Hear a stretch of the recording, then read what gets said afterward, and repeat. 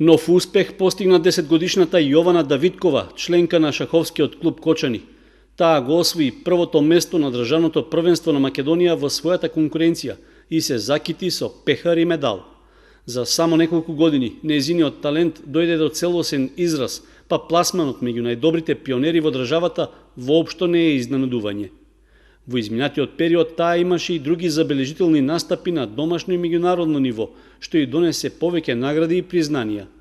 Освојувањето на државното првенство и го обезбеди настапот на Европското првенство, што ќе се одржи во градот Рига во Литванија. Бев на 3 турнира оваа година.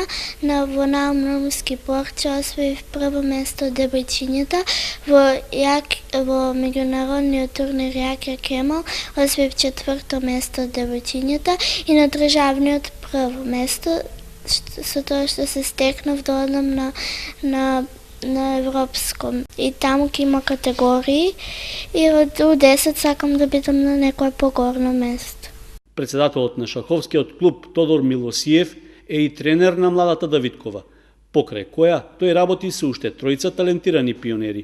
Ова е голем успех, бидејќи во Македонија во неколку градови има шаховски школи, особено во Јахја Кемал, кај што Орце Данчевски држи часови, и во таква конкуренција да се биде прв во Републиката, мислам дека е голем успех тоа за Јована и за градот.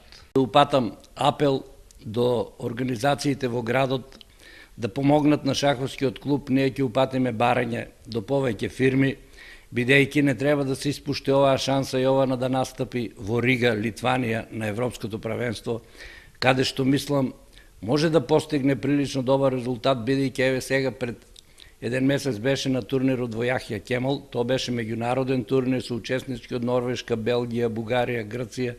Јована во нејзината категорија го зазема 4-то место, што е прилично добар успех. Според најавите, Европското шаховско првенство во Литванија ќе се одржи во август. Тоа значи дека Давидкова ќе има доволно време да се подготви за учеството, а истовремено и да се приберат неопходните финансиски средства за да се покријат трошоците за патувањето и престојот во Рига.